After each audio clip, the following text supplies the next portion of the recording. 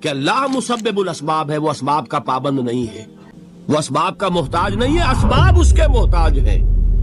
اگر یہ یقین ہے تو اللہ پر ایمان ہے، یہ نہیں ہے تو تمہارا ایمان اسباب پر ہے، وسائل پر ہے، ذرائع پر ہے، مادیات پر ہے، اللہ پر نہیں۔ اس وقت کہاں راستہ تھا؟ کوئی راستہ تھا؟ سمندر ہے اور ادھر سے لشکر آ گیا ہے۔ کلا ان معی ربی سیہدین۔ اب دیکھیے ایمان کہہ دینا آسان ہے، ہوا معکم اینما کنتم، جہاں کہیں بھی تم ہوتے ہو اللہ تمہارے ساتھ ہوتا ہے، لیکن اس کا یقین قائم ہو جائے تو زمین و آسمان کا فرق واقع ہو جائے۔ یہی بات ہوئی حضور کے ساتھ۔ غار ہے، چھپے ہوئے ہیں محمد الرسول اللہ اور آپ کے وہ یار غار ابو بکر صدیق رضی اللہ تعالی عنہ۔ اقبال نے حضرت ابو بکر کی شان میں چند اشعار کہے صرف، لیکن واقعہ یہ ہے کہ بھاری بھاری نظموں پر اور قصیدوں پر بھاری ہے، طویل ترین نظمیں اور قصیدے ہوں ان پر بھاری۔ ہمت ابو بکر کی ہمت جو ہے، کشت ملت را چو ابر، جیسے بارش سے کھیتی اپجتی ہے، ابو بکر کی ہمت اور عزیمت اس امت کو اسی طرح سینچنے والی ہے۔ ثانیے اسلام و غار و بدر و قبر، وہ دوسرے تھے اسلام میں، دوسرے پہلے کون تھے؟ انا اول المومنین، حضور فرماتے ہیں سب سے پہلا ایمان لانے والا میں، دوسرے ابو بکر۔ ویسے ہمارے ہاں یہ چلتا ہے اختلاف، حضرت علی پہلے ہیں کہ حضرت ابو بکر پہلے ہیں، لیکن اس میں بڑی خوبصورت تطبیق قائم کی ہے علماء نے اور بہت صحیح ہے۔ چار کے بارے میں فیصلہ ہی مت کرو کہ کون پہلے ہے، ان کی ایک عجیب تقسیم کر دی ہے۔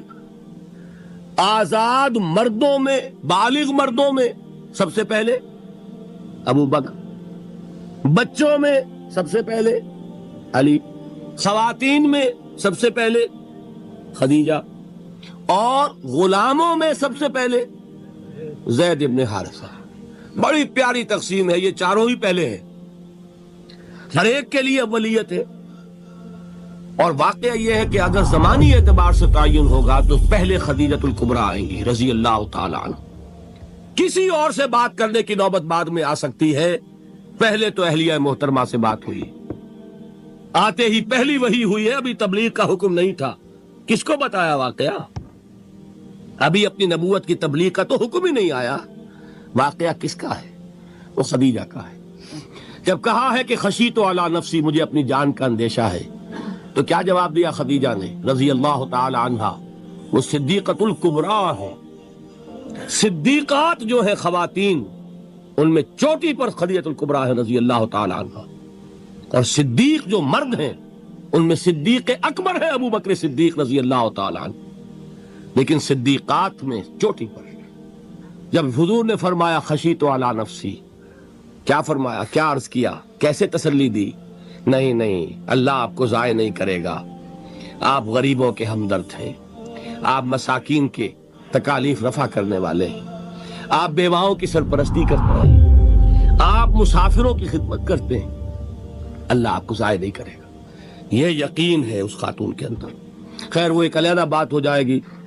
میرے دل پر حضرت خدیجہ رضی اللہ تعالیٰ عنہ کی شخصیت کا بڑا گہرا نقش ہے، جو وہ کوئی اور ہی وقت اور موقع ہوا تو بیان ہوگا۔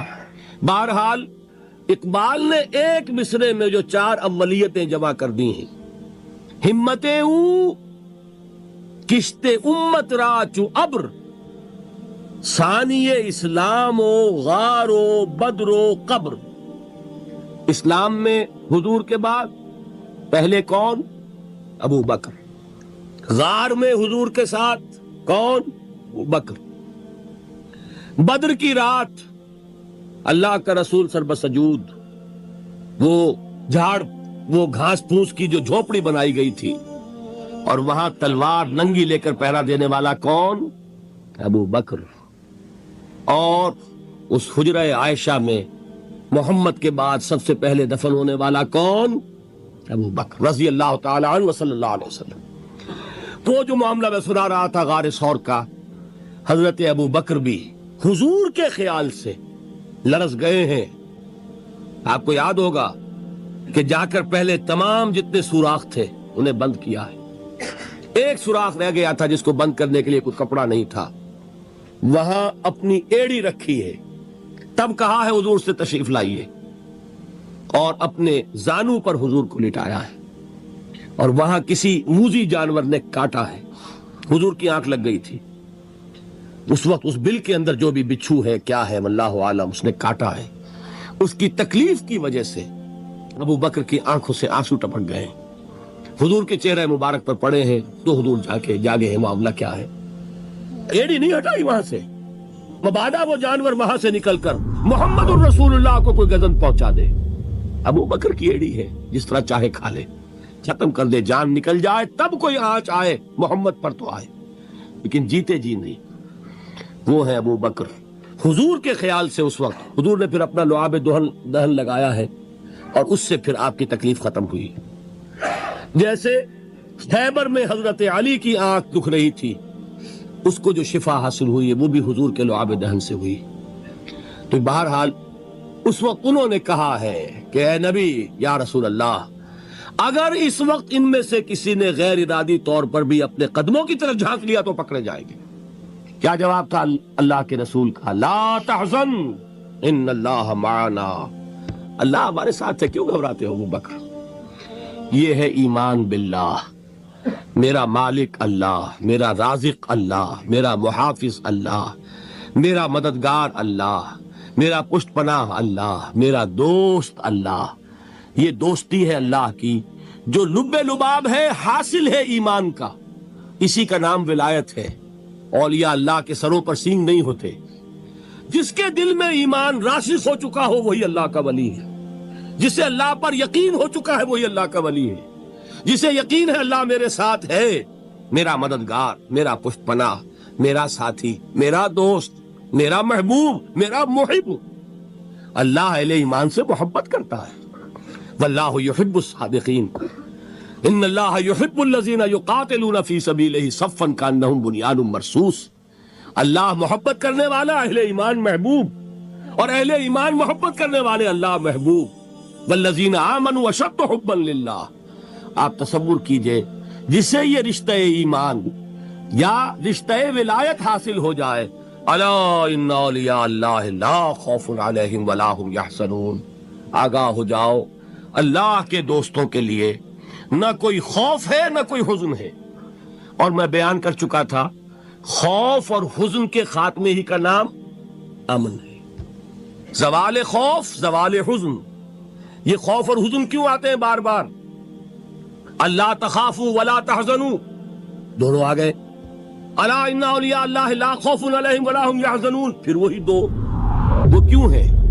خوف ہوتا ہے کسی مستقبل کی بات کا، یہ نہ ہو جائے، وہ نہ ہو جائے، یہ نقصان نہ پہنچ جائے، یہ تکلیف نہ ہو، یہ غضب نہ آ جائے، خوف ہے مستقبل سے۔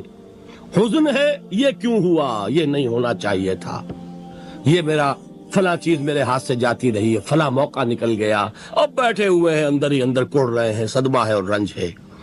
اور جو اللہ پر ایمان رکھتا ہے وہ جانتا ہے ما اصاب من مصیبت فی الارض ولا فی انفسکم الا فی کتاب من قبل ان نبرأها ان ذلک علی اللہ یسیر لکی لا تعصوا علی ما فاتکم ولا تفرحوا بما آتاکم واللہ لا یحب کل مختال فخور۔ اس زمین میں یا تمہاری جانوں میں کوئی تکلیف، کوئی مصیبت نہیں آ سکتی سوائے اس کے کہ جو اللہ نے لکھ دی ہو، اس سے پہلے کہ وہ ظاہر ہو۔ جس کو یہ حقیقت معلوم ہو گئی اس کو یہ طرز عمل اختیار کرنا چاہیے، جو چیز چھن جائے، جاتی رہے، چھوٹ جائے، اس پر افسوس نہ کرو۔ کس نے چھینی؟ دوست نے۔ دوست کے فیصلے پر شکایت، دوستی کو بٹا لگا رہے ہو، سرے تسلیم خم ہے جو مزاج یار میں آئے۔ اگر دوستی ہے تو پھر تو تمہیں گردن جھکانی چاہیے کہ ہر چہ ساقی ماریخت عین الطاف، جو بھی میرا ساقی میرے پیالے میں ڈال دے اس کا کرم ہے، جو اس کی طرف سے آئے اس پر کوئی رنج نہیں، کوئی صدمہ نہیں، کوئی غم نہیں، کوئی شکایت نہیں، کوئی شکوہ نہیں، اور جو ہوگا وہ اس کے اذن کے بغیر نہیں ہوگا، اور اس کا اذن ہوگا تو یقیناً میرے لیے خیر ہی خیر ہے، چاہے وہ ناگوار شے ہو، بظاہر مجھے اچھی نہ لگ رہی ہو، میری شارٹ سائٹڈنس میں مجھے وہ نظر آ رہی ہے کہ میرے لیے بری ہے، لیکن قرآن نے کہا ہے آسان تکرہوا شیئا وہو خیر لکم وآسان تحبوا شیئا وہو شر لکم واللہ یعلم وانتم لا تعلمون. ہو سکتا ہے تم کسی چیز کو ناپسند کرو دراحال ہے کہ اسی میں تمہارا خیر ہو، اور ہو سکتا ہے تم کسی چیز کو پسند کرو دراحال ہے کہ اس میں تمہارا شر ہو. اللہ جانتا ہے، تم نہیں جانتے. جب مجھے یہ بات معلوم ہو گئی میں نے اپنا معاملہ اللہ کے حوالے کیا. سپردم بے تو مایا خیش را تو دانی حساب کم و بیش را. اے رب جو تو چاہتا ہے وہ ہو، تیرے علم میں جو شے میرے لیے خیر ہے وہ ہو جائے. میری کوئی پسند نہیں، میری کوئی چاہت نہیں،